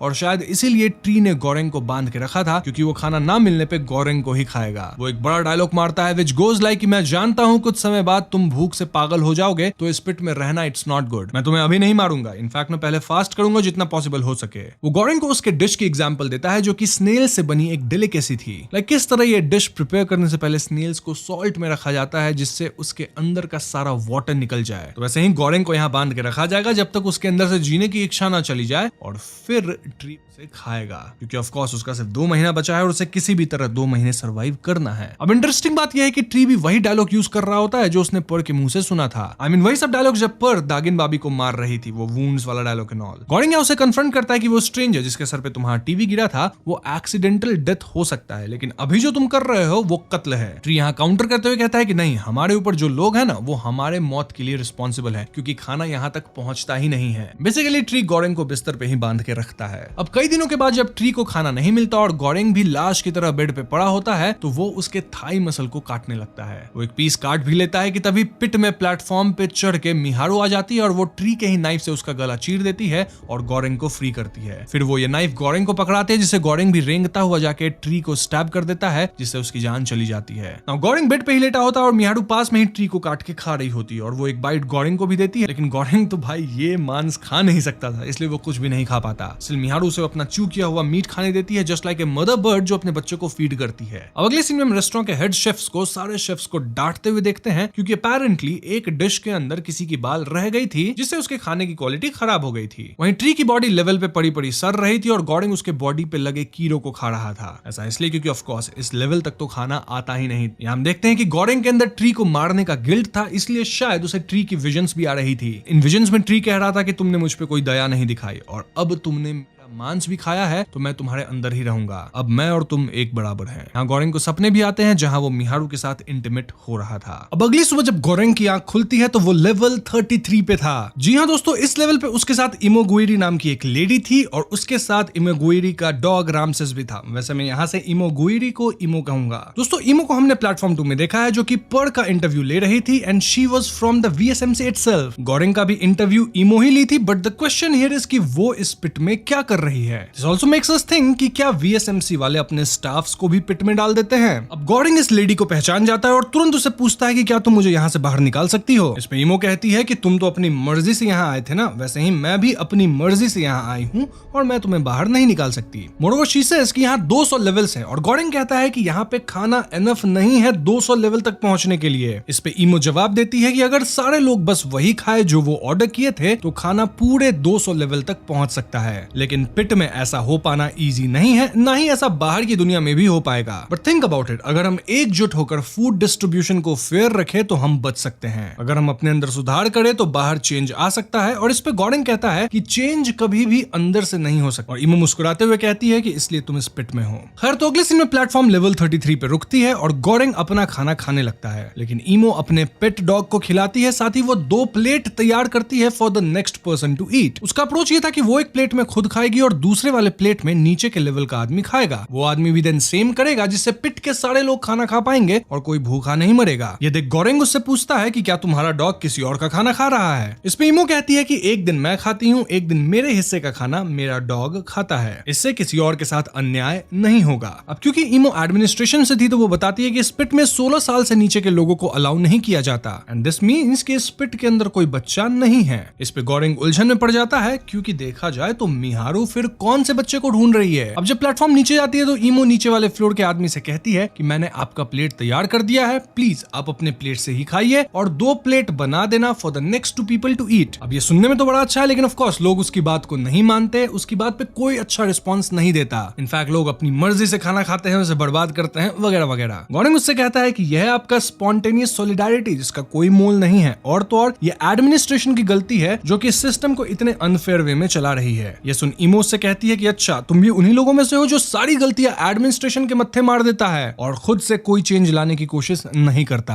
खैर, तो अब हर दिन ईमो ट्राई करती रहती है कि वो लोगों के माइंड्स को चेंज कर पाए ताकि वो दूसरों के बारे में सोचना शुरू करें, लेकिन ऐसा हो नहीं पाता। लोगों के माइंड्स को चेंज करना इतना इजी नहीं था और एक दिन फाइनली गॉरेंग गुस्सा हो जाता है और वो नीचे वाले लेवल के लोगों को थ्रेटन करता है। वो कहता है कि अगर तुम लोगों ने वो नहीं किया जो ये लेडी कह रही है तो फिर मैं तुम्हारे खाने को हर दिन खराब कर दूंगा, जिससे तुम कुछ भी नहीं खा सकोगे। अब इस धमकी से दोनों डर जाते हैं और ये टेक्निक काम करने लगती है। यहाँ ईमो ऊपर वालों को भी कन्विंस करना चाहती थी, लेकिन गॉरेंग कहता है कि वो लोग हमारी बात नहीं सुनेंगे। क्यों? क्योंकि वो हमसे ऊपर है। They have power over us. हम बस अपने नीचे वाले लोगों को ओवर पावर कर सकते हैं, क्योंकि हम उनका ही खाना सिर्फ बर्बाद कर पाएंगे। खैर, तो अगले दिन प्लेटफॉर्म पे मिहारू आती है जो कि बहुत ज्यादा बीमार थी और गॉरेंग उसे अपने बेड पे लिटा देता है, लेकिन तभी लेवल में फ्रीजिंग कोल्ड होने लगता है क्योंकि इनके ध्यान न देने पे ईमो का डॉग एक मीट का पीस अपने मुंह में रख लिया था। एज वी नो, यहाँ फूड आइटम अपने पास रख नहीं सकते। गॉरेंग कैसे भी उस डॉग को पकड़ता है और मीट का टुकड़ा वापस प्लेटफॉर्म पे फेंकता है और इससे सब कुछ ठीक हो जाता है। अब रात को मिहारू उठ के रैमसेस को ही खाने लगती है क्योंकि वो बहुत भूखी थी और ऐसे में उसकी लड़ाई ईमो से हो जाती है। अगले दिन गॉरेंग उसे प्लेटफॉर्म पे चढ़ाकर नीचे भेज देता है। अब यहाँ ईमो से बताती है कि 10 महीने पहले वो खुद अपनी मर्जी से वीएसएमसी में आई थी और उसका कोई बेटा या पेरेंट्स नहीं है। वो एक्ट्रेस बनना चाहती थी और उसका ऑब्जेक्ट एक यूकेलेले था। वो एशियन मार्लिन मुनरो बनना चाहती थी, but now she is murdering everyone for her imaginary kid. Emo तो पिछले 25 साल से वीएसएमसी के साथ काम कर रही थी और वो अलग अलग लोगों को इस पिट में भेज रही थी, और वो भी अननोइंगली कि ये पिट किसी जहन्नुम से कम नहीं था। वो गॉरेंग को बताती है कि she is a cancer patient और वो ज्यादा दिन जीवित भी नहीं रहेगी, और जिस दिन उसको पता चला कि she is going to die soon, उसने इस पिट में आने का डिसाइड किया। अब हम देखते हैं कि लेवल 0 पे सारे शेफ्स अच्छी अच्छी डिशेस बना के प्लेटफॉर्म में प्लेस कर देते हैं, लेकिन जैसे जैसे प्लेटफॉर्म नीचे आता है सभी लोग बड़ी बुरी तरीके से खाने को खाते हैं और वीकेंड से खाने को वॉयलेट करते हैं, जिससे बहुत सारे लोगों को खाना नहीं मिलता और इसके परिणाम अनुसार नीचे के लेवल्स के लोग मर जाते हैं। लोग तो इवन टेबल पे चढ़ जाते हैं और खाने को बर्बाद करते हैं। अब यहाँ ईमो कुछ खा नहीं रही होती तो गॉरेंग उसे चेयर करने आता है एंड इवन वो खुद भी उसकी तरह 2 प्लेट्स बनाता है फॉर पीपल टू ईट, लेकिन ईमो अब तक हार मान चुकी थी और वो अपने डॉग को याद करके रोती है। आज उनका पिट रीसेट होने वाला था और इसका मतलब कल ये दोनों किसी नए लेवल पे होंगे। तो अगले दिन टू गॉरेंग्स अटर डिसअपॉइंटमेंट ये लोग निकलते हैं लेवल 202 पे। नाउ दिस वाज शॉकिंग, सिर्फ इसलिए नहीं क्योंकि ये बहुत ही ज्यादा नीचे का लेवल है, बल्कि इसीलिए भी क्योंकि इनका मानना था कि लेवल तो सिर्फ 200 ही है। अब यहाँ गॉरेंग देखता है कि ईमो अब तक हार मान चुकी थी क्योंकि वो खुद को खत्म कर चुकी थी। यहाँ गॉरेंग के दिमाग में वापस डिलेमा चलता है और विजन में वो ट्री और ईमो को डिबेट करते हुए पाता है, व्हिच वाज कि क्या अब वो अपनी ही फ्रेंड ईमो को खाएगा, क्योंकि ऑब्वियसली यहाँ तक तो कोई खाना नहीं पहुंचने वाला। ये देखा जाए तो ईमो भी पिट में कूदी नहीं थी बल्कि खुद को यहीं पे खत्म की थी, शायद ये सोच के कि जब वो मर जाएगी तो गॉरेंग उसे खाकर जिंदा रह सके। अब इन विजन से या इन बातों से गॉरेंग काइंड ऑफ पागल होने लगता है, लेकिन स्टिल गॉरेंग ईमो को नहीं खाता और वो भूखे ही अपना दिन काटने लगता है और तो और अपने ही बुक के पेजेस को फाड़ के खाने लगता है। उसे अभी भी होप था कि 1 महीने बाद तो पिट रीसेट हो जाएगा और उसको एक अच्छा लेवल मिल सकता है। तो हाँ, उसे बस किसी तरह 1 महीने सरवाइव करना है। यहाँ गॉरेंग अपने थॉट्स से परेशान हो रहा था, उसे डरावने सपने आ रहे थे और उसका दिन किसी तरह कट रहा था। बट देन फाइनली जब टाइम हो जाता है और इस बार जब उसकी आंखें खुलती है तो वो अपने आप को लेवल 6 पे पाता है। जी हाँ दोस्तों, इस लेवल पे गोरेंग के साथ एक बहुत ही स्ट्रॉन्ग आदमी था नेम्ड भारत। भारत बहुत अच्छे दिल का आदमी होता है और वो कंटिन्यूअसली अपने ऊपर लेवल के लोगों को पर्सुएड करने लगता है कि वो उसके रस्सी को कस के पकड़े, जिससे वो लेवल 0 पे क्लाइंब करके यहाँ से भाग सके। वो गॉड के प्रोफेसीज का भी बहाना बनाता है कि भगवान ने मुझे आदेश दिया है कि मैं यहाँ से भाग जाऊं और वो मेरी मदद करेगा। अब ये सब सुन के लेवल 5 के लोग राजी हो जाते हैं और उसे रस्सी फेंकने को कहते हैं। अब जैसे ही भारत रस्सी चढ़ के लेवल 5 में पहुंचने वाला होता है, वहां की लेडी उसके ऊपर नंबर 2 कर देती है, विच वाज वेरी डिस्गस्टिंग, और इससे भारत सारा होप लूज करता है। गोरिंग ये सब देख रहा होता है और उसे भारत के लिए बुरा लगता है। अब क्योंकि ये लेवल 6 है तो यहाँ तक तो खाना काफी अच्छे से पहुंच रहा था, लेकिन स्टिल गोरिंग अब अपना पेशेंस खो चुका था। ये उसका सेकंड लास्ट मंथ था और ऐसे में वो कुछ बड़ा प्लान करता है। गोरिंग भारत से हेल्प मांगता है, सेइंग कि हम खुद प्लेटफॉर्म पे चढ़ जाएंगे और हर लेवल पे जाके अपने हिसाब से फूड डिस्ट्रीब्यूट करेंगे, इससे खाना सब तक पहुंच जाएगा। अब ये काम गोरिंग अकेला तो कर नहीं सकता था, इसीलिए उसे भारत की मदद चाहिए थी। ये सुन भारत कहता है कि नीचे जाने से अच्छा है मैं नेक्स्ट मंथ फिर से ऊपर जाने की ही कोशिश करूंगा, लेकिन गोरिंग कहता है कि तुम्हारे ऊपर हमेशा कोई ना कोई होगा जो तुम्हें रोकेगा। गोरिंग का आइडिया था कि वो लोग लास्ट तक जाएंगे और इस जगह के मैकेनिक्स को तोड़ देंगे ताकि ये प्लेस कोलैप्स कर जाए और कोई भी यहाँ आके हेल को एक्सपीरियंस ना करे। गोरिंग कहता है कि यहाँ 250 लेवल है, लेकिन हम व्यूअर्स जानते हैं कि यहाँ पे टोटल लेवल्स हैं 333। अगर प्लान फेल भी होता है तो वो दोनों प्लेटफॉर्म पे चढ़ के सीधे ऊपर चले जाएंगे, जिससे वो एस्केप कर सकते हैं। भारत ये आइडिया मान लेता है और गोरिंग का साथ देने को तैयार हो जाता है। दोनों अपने बेड्स के फ्रेम को तोड़ के हथियार बनाते हैं और प्लेटफॉर्म पे चढ़ जाते हैं। गोरिंग चाहता था कि वो लेवल 50 तक लोगों को प्लेटफॉर्म से कुछ भी खाने का मौका ना दे, क्योंकि यूजुअली लेवल 50 तक लोगों को खाना मिल जाता है, इसीलिए वो लेवल 51 से खाना डिस्ट्रीब्यूशन स्टार्ट करता है। ऐसा करते हुए उन्हें कई बाधाओं का सामना करना पड़ता है, जैसे लोग इन्हें टॉन्ट करते हैं कि तुम कौन होते हो खाना डिस्ट्रीब्यूट करने वाले, क्या तुम कोई मसीहा हो, तुम्हें कौन हक देता है ये सब करने का, वगैरह वगैरह। लेकिन भारत भी फुल कोऑपरेट करता है और लेवल 50 तक किसी को भी खाना खाने नहीं दिया जाता। अब एक लेवल पे भारत को अपने गुरु भी मिलते हैं जो कि बहुत बुद्धिमान आदमी थे। वो कहते हैं कि तुम लोग जो कर रहे हो वो बहुत सही है, लेकिन पहले लोगों से कायदे से पूछो, उनको पोलाइटली अपना मैसेज दो, और फिर भी ना माने तब बल का प्रयोग करो। ये वाइज मैन उनसे कहता है कि तुम दोनों एक मैसेज भेजो ऊपर कि तुम्हारा कॉन्शियसनेस अभी भी इंटैक्ट है, और एक डिश को ऊपर भेजो ताकि वो लोग समझ पाए कि पिट के लोग फूड डिस्ट्रीब्यूशन करना जानते हैं, and that will be your victory. ये डिश था पैनाकोटा, यानी कि कीप द पैनाकोटा सेफ, और प्लेटफॉर्म जब ऊपर जाए तो इसको अच्छे से रख देना। सो हम कह सकते हैं कि यहाँ पैनाकोटा काइंड ऑफ एक मैसेज था। अब ये लोग वैसा ही करते हैं, डायरेक्टेड बाय वाइज मैन, और 50 लेवल तक लोगों को फास्टिंग कराते हैं, और 51 से भी ये लोग प्लेट्स में जरूर खाना डाल के सबको खिलाते हैं ताकि कोई भी भूखा ना मरे। अब लेवल 96 में हम उसी मेंटली चैलेंज लड़के को देखते हैं जो एक ओल्ड मैन के साथ था। वो भारत से कहता है कि मैं अपने सेलमेट मार दूंगा और उसके पेट को चीर के वो सारा खाना खा जाऊंगा जो तुमने उसको खिलाया है। अब ये गोरिंग और भारत दोनों के लिए शॉकिंग था और वो दोनों समझ पाते हैं कि नीचे के लेवल्स पे बहुत ज्यादा ब्रूटैलिटी होगी, वहां पे ऐसे भी खाना नहीं है तो लोग खाने के लिए कुछ भी करेंगे। अब वो देखते हैं कि उनके काउंटिंग से भी ज्यादा लेवल्स हैं इस पिट में और दोनों बौखला जाते हैं। नीचे के लेवल्स पे लगभग सारे लोग मरे पड़े थे, और तो और एक लेवल पे वो लोग एक कैनिबल को भी देखते हैं जो मिहारू को कच्चा खा रहा था। गोरिंग उसे रोकता है और दोनों में बहुत मारपीट होने लगती है। उस कैनिबल के सेलमेट के पास एक स्वॉर्ड था जिससे वो इन पे भारी पड़ रहा था, लेकिन कैसे भी करके गोरिंग और भारत बचते हैं और गोरिंग बिल्कुल टूट जाता है क्योंकि वो बहुत ही ज्यादा कमजोर हो गया था और चोटिल भी था। साथ ही यहाँ वो मिहारू को भी खो चुका था। ना जब प्लेटफॉर्म नीचे जाने लगता है तो भारत जबरदस्ती गोरिंग को प्लेटफॉर्म पे चढ़ा देता है, जिससे दोनों नीचे जाने लगते हैं। यहाँ की हालत तो और भी ज्यादा खराब थी। हम वहाँ आधे कटे हुए लाश देखते हैं और लोगों की हालत बिल्कुल बद से बदतर थी। कुछ लोग जल चुके थे, वही एक आदमी बहुत सारे पैसे लेके बैठा हुआ था जो खाने के बदले पैसे भी देने को तैयार था। लेकिन काश पैसा सब कुछ खरीद सकता। मतलब हाँ, रियल वर्ल्ड में बहुत कुछ पैसा खरीद सकता है, लेकिन जब भी एक केओटिक सिचुएशन आता है जहाँ पे लोग खाने के लिए मरने लगे तो उस वक्त कोई पैसा को खा के नहीं रह सकता। उस वक्त ये सारा पैसा यूजलेस हो जाता है। अब इतना नीचे आते आते खाने का एक भी सामान नहीं बचा था, लेकिन उनके पास पैनाकोटा था जो कि भारत के लिए बहुत इंपॉर्टेंट था क्योंकि यही तो मैसेज था। अब फाइनली प्लेटफॉर्म लेवल 333 में आके रुक गया था, जहां हम बेड के नीचे एक छोटे से बच्चे को देखते हैं, वही जो कि पिरामिड में खेल रही थी, इंडिकेटिंग कि अब इस लड़की की बारी है। तभी प्लेटफॉर्म नीचे चली जाती है और गोरिंग भारत को कहता है कि पैनाकोटा टेबल पे फेंको वरना हम जल जाएंगे। लेकिन सरप्राइजिंगली इस लेवल पे फूड स्टोर करके रखने के बावजूद कुछ असर नहीं हो रहा था।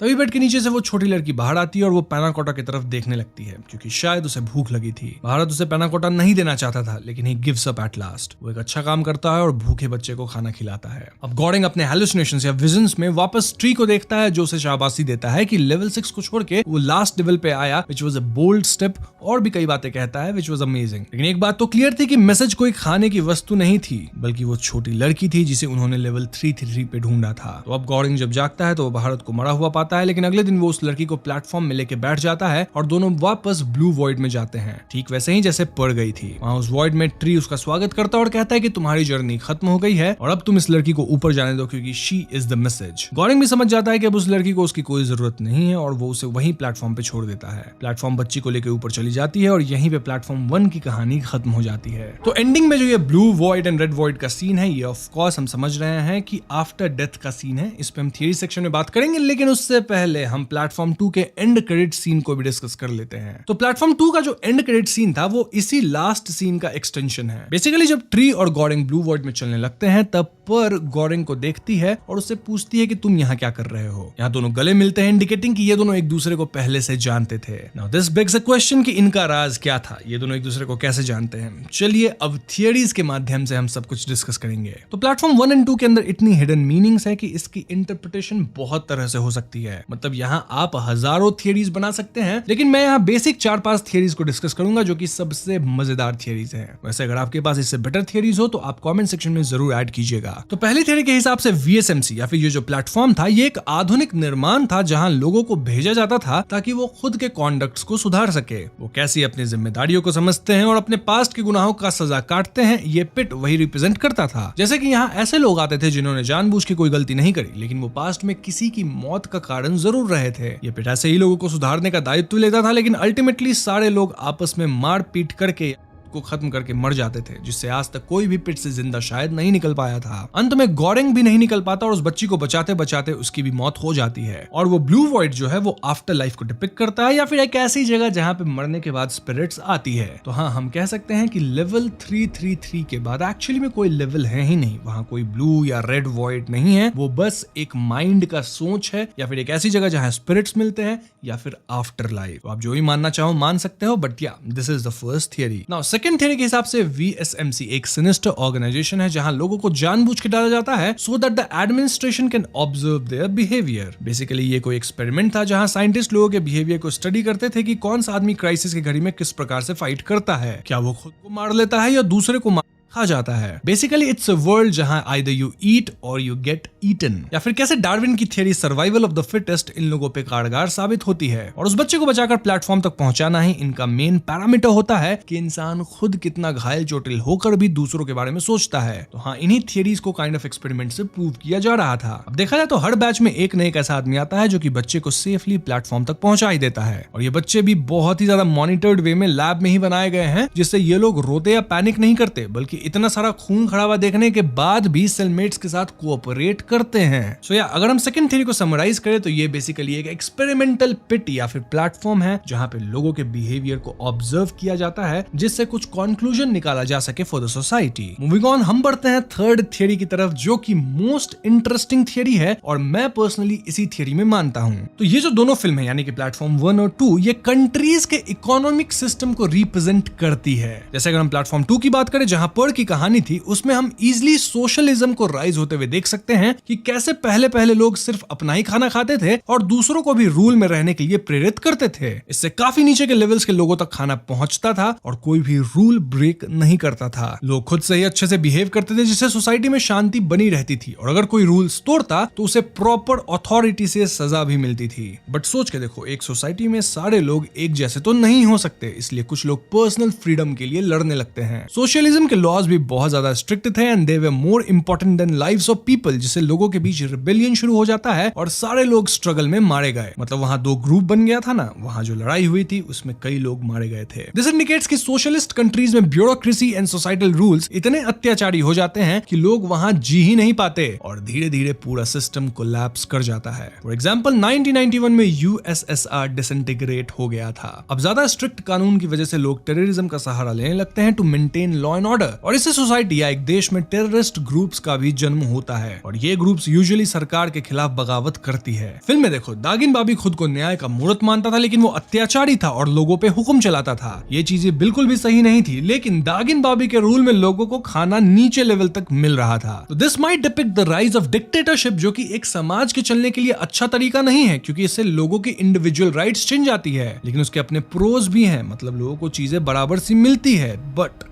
लोग कहीं ना कहीं अपने राइट्स के छिन जाने से गुस्सा होते हैं और एक दिन वो बगावत जरूर करते हैं। अब प्लेटफॉर्म पे जो खाना आता था वो काइंड ऑफ रिप्रेजेंट करता है हमारे अर्थ के रिसोर्सेज को, और अर्थ के रिसोर्सेज को हम सभी लोग यूज करते हैं कॉमन वे में। बट ध्यान रहे कि अर्थ की जो रिसोर्सेज है वो लिमिटेड होती है, जैसे प्लेटफॉर्म पे खाना भी लिमिटेड था, और एक बार खाना खराब हो जाए तो उसे वापस यूज नहीं किया जा सकता, just like most of our non renewable resources, जैसे कि पानी, नेचर, सॉइल वगैरह वगैरह। अब जैसे ही नियम कानून टूटा, लोग अपनी मर्जी से बिहेव करने लगे, और जो लोग ऊपर के लेवल्स में होते, यानी सोसाइटी में रिच या इन्फ्लुएंशियल होते हैं, वही सारी रिसोर्सेज को अपने मुताबिक यूज करने लगते हैं। ये फुली एविडेंट था प्लेटफॉर्म 1 की कहानी में, जहां it was a satire on capitalism. लोग सारे फूड आइटम्स को एक्सप्लॉइट करने लगे और नीचे के लेवल्स में लोगों को खाने ही नहीं मिलता था। अब ऊपर के लेवल के लोग प्रिविलेज थे, यानी वो अपनी जिम्मेदारी अच्छे से निभा रहे थे, वो खाने को बर्बाद भी कर देते थे। विच शोज कि कैपिटलिस्ट कंट्रीज में कैसे लोग अपनी जेबें भरने लगते हैं इर्रेस्पेक्टिव ऑफ द फैक्ट कि समाज के बाकी लोग कहां जा रहे हैं और उनको खाना, पैसा या रहने के रिसोर्सेज कैसे मिलेंगे। ये सिर्फ कैपिटलिस्ट कंट्री की नहीं बल्कि प्रेजेंट डे सोसाइटी का बड़ा सच है, जहां अमीर और अमीर हो रहा है और गरीब और भी गरीब होता चला जा रहा है। अब गोरेंग की कहानी में आपने दागिन बाबी जैसे कैरेक्टर को नहीं देखा होगा, क्योंकि इन ए कैपिटलिस्ट कंट्री मार्केट इंटरवेंशन इतना ज्यादा नहीं होता फ्रॉम द गवर्नमेंट साइड, और जो रिसोर्सेज होती हैं वो मोस्टली इंडिविजुअल्स के हाथ में ही होती है। मेरे हिसाब से ये इंटरप्रिटेशन सबसे करेक्ट बैठता है, क्योंकि कोई भी कंट्री प्योरली सोशलिज्म या कैपिटलिज्म फॉलो नहीं करती, क्योंकि दोनों ही काफी एक्सट्रीम है और कोई भी एक्सट्रीम चीज लॉन्ग रन में तो सर्वाइव नहीं कर पाती है। इसलिए कंट्रीज आजकल मिक्स्ड इकोनॉमी में चलती है, जहां दोनों के ही फीचर्स मौजूद होते हैं। अब आप पूछ सकते हो कि बच्चों को ही ऊपर क्यों भेजा जा रहा था। वो इसलिए क्योंकि चिल्ड्रन आर आवर फ्यूचर, और उनको अच्छी परवरिश और शिक्षा देकर हम अपने आने वाले कल को सुधार सकते हैं। That is why the children are the message. ये फिल्म एडमिनिस्ट्रेशन पे इतना टारगेट नहीं करती, रादर वो एक अकेले आदमी के बिहेवियर और कॉन्डक्ट पे फोकस करती है कि कैसे हम सारे चीजों का दोष गवर्नमेंट पे डालकर अपना पलड़ा झाड़ लेते हैं। लेकिन क्या समाज सिर्फ सरकार से बनती है? वो तो हम और आप लोगों से बनती है। इसलिए we should be the change we want to see in the society. गॉडिंग ऊपर दोनों ही ये मैसेज समझ गए थे, इसलिए उन्होंने खुद को सैक्रिफाइस करके बच्चों को ऊपर भेजा। अब इस थर्ड पॉइंट पे हम और भी बहुत बड़ा डिस्कशन कर सकते हैं। सोशलिज्म, कैपिटलिज्म, डेमोक्रेसी, डिक्टेटरशिप, बहुत सारी चीजें हैं जिसपे हम बात करने लगे तो वीडियो घंटों लंबी हो जाएगी। इसलिए इन टॉपिक्स को मैं ज्यादा नहीं छेड़ूंगा, कभी और इस पे अपन खुल के बात करेंगे, और कभी नहीं भी बात कर सकते बिकॉज ये बहुत ही पॉलिटिकल टॉपिक हो जाता है। बट हमारा चैनल हॉरर है तो अपन हॉरर पे ही फोकस करते हैं। So let's move to the fourth theory now. तो चौथी थ्योरी के हिसाब से ये पिट किसी हेल को दिखाता है जहां लोग अपने किए हुए गलत कर्मों की सजा काट रहे थे। आपको आपके गुनाहों की सजा मिलेगी ही, चाहे आप खुद को कितना भी निर्दोष मानो। जैसे कि ट्री खुद को निर्दोष मानता था और कुछ लोग खुद को दोषी भी मानते थे, इसलिए वो खुद ही इस हेल में आए थे। जस्ट लाइक प्री एग्जाम, जिन्होंने अनजाने में दूसरे लोगों की जान ले ली और उसमें उनका दोष शायद नहीं था, स्टिल वो इस पिट में आए थे, इंडिकेटिंग कि वो अंदर से खुद के गिल्ट में इतने खो चुके थे कि their souls were condemned to hell. लेकिन ये वाली कॉन्सेप्ट थोड़ी वेग सी थी, स्टिल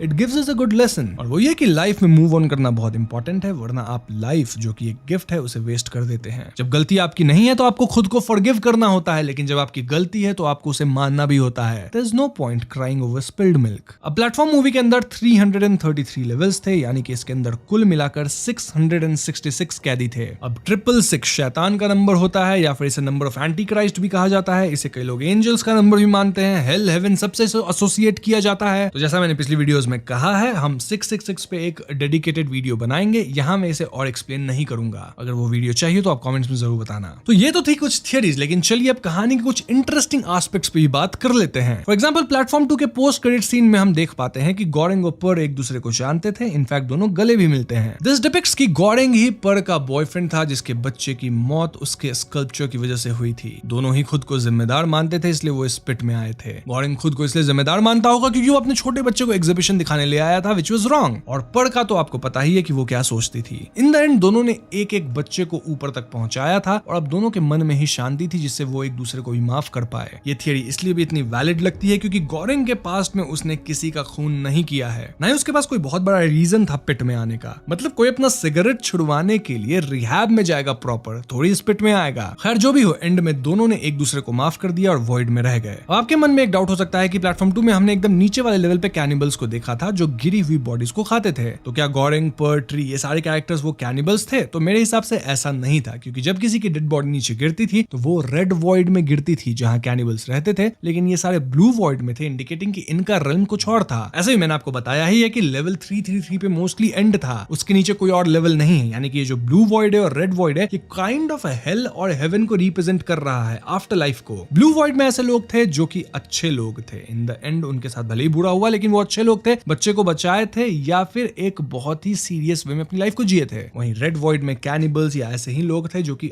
अब भी वैसे ही बिहेव कर रहे हैं हेल के अंदर। तो उम्मीद है अब आप ब्लू वॉइड और रेड वॉइड का कॉन्सेप्ट समझ गए होंगे। ये मोस्टली इमेजिनरी रेल्म है या फिर हेल हेवन का रिप्रेजेंटेशन है, जो भी आप सोच लो, बट आई पर्सनली बिलीव कि लेवल 333 के नीचे कुछ भी नहीं है। Now the next question is कि VSMC कौन सा एडमिनिस्ट्रेशन था और इसकी स्थापना किसने करी? वेल, इसके बारे में हमें कुछ भी बताया नहीं गया है। इनफैक्ट अगर आप देखें तो प्लेटफॉर्म 1 और 2 दोनों की कहानी इंडिविजुअल्स को ध्यान में रखते हुए बनाई गई है, ना कि एडमिनिस्ट्रेशन को। तो शायद इसके बारे में ज्यादा इन्फॉर्मेशन नहीं है, बट आई होप कि इसकी थर्ड मूवी भी आए जहां हम इस एडमिनिस्ट्रेशन के बारे में भी जान पाए। अब एक सीन में हम हेड शेफ को जूनियर शेफ्स पे गुस्सा होते हुए देखते हैं just for a small mistake. ये बस इसलिए दिखाया गया है टू रिप्रेजेंट कि nature has given us the best of all resources, इसको हमें यूज करना चाहिए लेकिन हम एक्सप्लॉइट करने लग रहे हैं। तो हाँ, इन रिसोर्सेज को रिप्रेजेंट करने के लिए ही अंदर एकदम बेस्ट से बेस्ट खाना ही पहुंचता था, क्योंकि नेचर भी हमें बेस्ट से बेस्ट रिसोर्सेज ही देती है।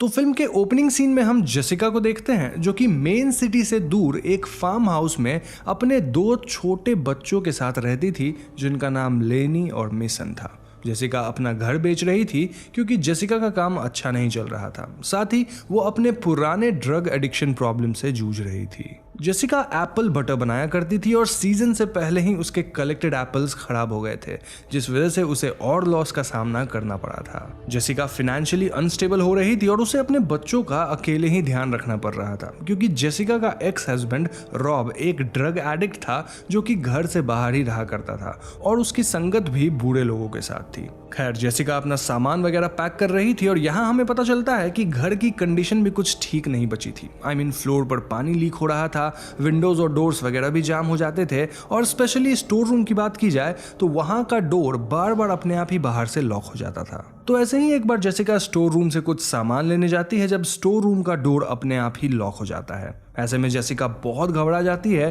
क्योंकि इस डोर को खोल पाना उसके लिए मुश्किल था, साथ ही उसके बच्चे घर में अकेले थे। जेसिका अपना दिमाग शांत करके डोर को खोलने के तरीके के बारे में सोचने लगती है कि तभी उसकी नजर डोर के एक स्क्रू पर जाती है एंड शी रियलाइजेस कि अगर वो इस स्क्रू को खोल दे तो मे बी वो डोर को इजीली ओपन कर पाए। जेसिका लेनी को आवाज लगाती है और उसे स्क्रू ड्राइवर लाने को कहती है। अब प्रॉब्लम यह थी कि लेनी इतनी छोटी थी कि उसे स्क्रू ड्राइवर का मीनिंग तक पता नहीं था, लेकिन जेसिका किसी तरह लेनी को समझाती है कि स्क्रू ड्राइवर कैसा दिखता है और उसके बाद लेनी स्क्रू ड्राइवर खोज के डोर के नीचे से जेसिका को पास करती है। जेसिका स्क्रू ड्राइवर से वो स्क्रू खोलने का ट्राई करती है, लेकिन वो स्क्रू बहुत छोटा था तो जेसिका उसे खोल नहीं पाती।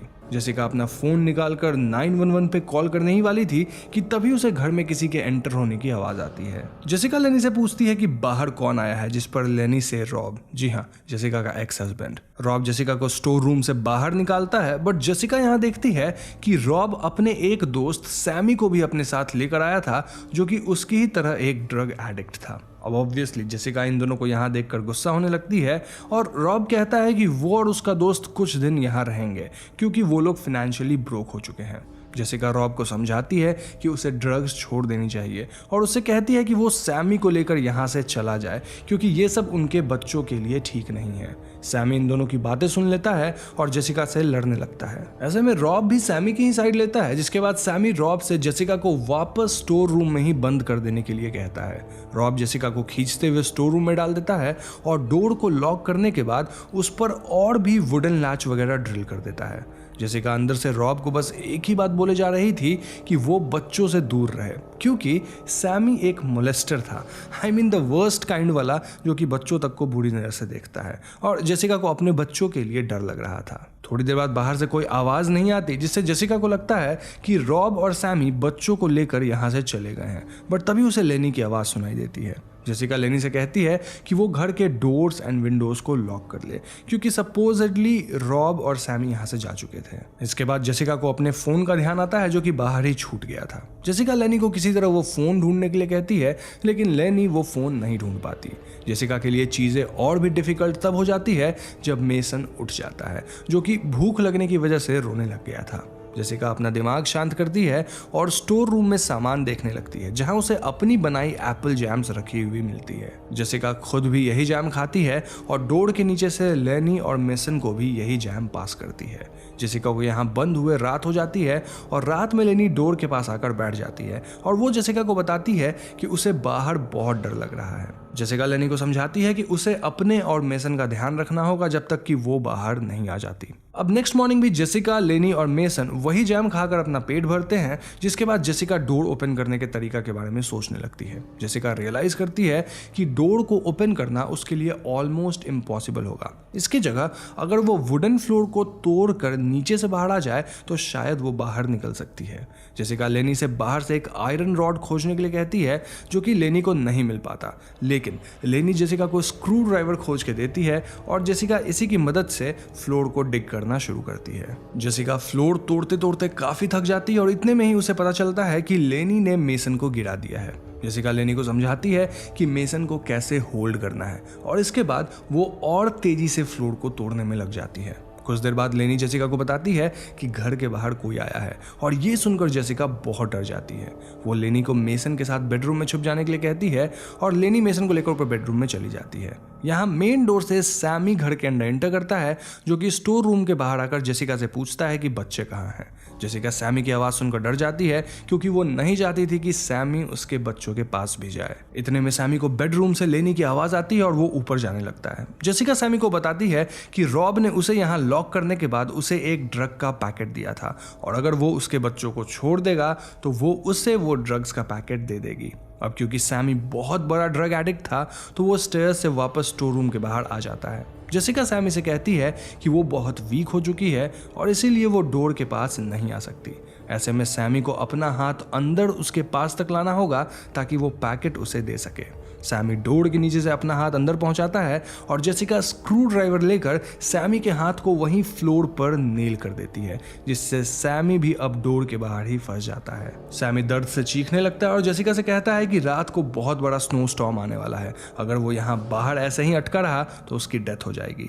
लेकिन जेसिका उसकी कोई बात नहीं सुनती। अब रात होते होते ठंड वाकई में बढ़ने लगती है और सैमी जेसिका से रिक्वेस्ट करता है कि जेसिका उसका हाथ फ्री कर दे, जिसके बाद वो किसी को हार्म किए बिना यहाँ से चला जाएगा। तभी पावर कट हो जाती है और इसी डर से लेनी बेडरूम से नीचे स्टोर रूम के पास आने लगती है। जेसिका लेनी को यहाँ आने से मना करती है, बट वो फिर भी यहाँ आ जाती है। ऐसे में सैमी लेनी को पकड़ लेता है और जेसिका को धमकाने लगता है कि अगर उसने उसे फ्री नहीं किया तो वो लेनी के साथ जो करेगा उसका अंजाम अच्छा नहीं होगा। जेसिका बहुत डर जाती है और इसी में वो यहाँ रखे एक लाइटर से सैमी का हाथ जला देती है, जिससे लेनी तो फ्री हो जाती है बट स्टोर रूम के अंदर भी आग फैलने लगती है। जेसिका को आग बुझानी पड़ती है और इसी तरह सुबह हो जाती है। अब जेसिका हार मान चुकी थी और उसके पास अब खाने पीने के लिए भी कुछ नहीं था और हार मानकर जेसिका उस ड्रग को कंज्यूम कर लेती है जो कि रॉब यहाँ छोड़कर गया था। जेसिका को यहाँ पढ़ी बाइबल में कुछ नोट्स दिखाई देते हैं और इसी बाइबल के कुछ और पेजेस आगे जेसिका को अपनी बचपन की एक फोटो भी दिखाई देती है।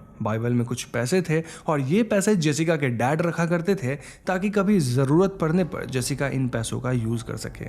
जेसिका इन पैसों को देखकर गुस्सा हो जाती है क्योंकि इनका इस सिचुएशन में कोई वैल्यू नहीं था और ये सोचते हुए वो इस बाइबल को सामने की वॉल पर फेंकती है कि तभी उसे कुछ वाटर ड्रॉप्स ऊपर सीलिंग से गिरते हुए दिखाई देती है। जेसिका को याद आता है कि ये स्टोर रूम ऊपर के बाथरूम के फ्लोर के जस्ट नीचे है और चूंकि ऊपर के बाथरूम के फ्लोर में लीकेज है तो वहां की वुड वीक होगी जिसे तोड़ा जा सकता है। इस काम के लिए उसे कुछ चाहिए था और इसलिए वो सैमी को चेक करने जाती है जो कि बेहोश पड़ा था। जेसिका सैमी के हाथ से वो स्क्रू ड्राइवर निकालती है और उसी से सीलिंग को तोड़ने लगती है। वो ऊपर के बाथरूम में पहुंच जाती है जहां से वो बेडरूम की तरफ जाती है एंड देन वो लेनी और मेसन को अपने साथ उठाकर बाहर जाने लगती है। मेन डोर की कीज सैमी के पास ही थी और जेसिका बेहोश पड़े सैमी की पॉकेट से कीज निकालकर बाहर जाती है जहां बहुत तेज बारिश हो रही थी। जेसिका रियलाइजेज कि बच्चों को वो बारिश में बाहर नहीं ले जा सकती, लेकिन बाहर पार्क्ड कार से वो कुछ खाने का सामान कलेक्ट कर सकती है। वो दौड़ते हुए कार के पास जाती है और विंडो ब्रेक करके अंदर से खाने का सामान निकालती है,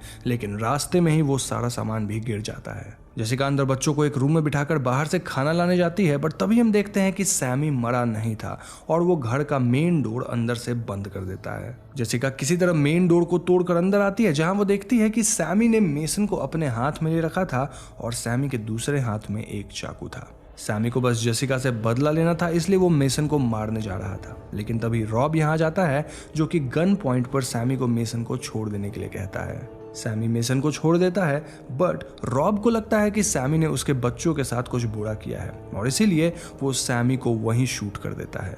जेसिका रॉब से कहती है कि वो अपने बच्चों को डॉक्टर के पास ले जाना चाहती है, बट रॉब खुद भी एक साइकोपाथ ही था और वो जेसिका को कहीं भी जाने से मना कर देता है और उसे ड्रग्स देने लगता है। ऐसे में जेसिका रॉब के सामने एक लविंग वाइफ बनने का नाटक करने लगती है और उसे पहले कुछ खा लेने के लिए कहती है। जेसिका खाने में नींद की दवाई मिलाकर लाती है और रॉब इस खाने को खाने के बाद जेसिका को जबरदस्ती ड्रग्स देने लगता है। जेसिका ऊपर के रूम में भाग जाती है, जहां रॉब भी उसके पीछे पीछे आता है, लेकिन तभी नींद की दवा काम करने लगती है और इस मौके का फायदा उठाकर जेसिका रॉब को विंडो से नीचे पुश कर देती है, जिससे कि रॉब की वहीं मौत हो जाती है। अब यहाँ से सीन शिफ्ट होकर कुछ समय आगे का दिखाता है, जहां हम जेसिका को स्टेबल रूप में देखते हैं और वो अपने काम पर फोकस कर पा रही थी। जेसिका अपने एप्पल जैम बिजनेस को वापस स्टेबल कर पाई थी और अब वो काफी अच्छे सिचुएशन में थी। उसके हाथ पर आज भी उस दिन के जख्म विजिबल थे एंड दिस रिमाइंडेड हर कि वो अपने बच्चों को बचाने के लिए किस तरह स्ट्रांगली लड़ी थी और अब वो किसी भी प्रॉब्लम का सामना स्ट्रांगली कर सकती है।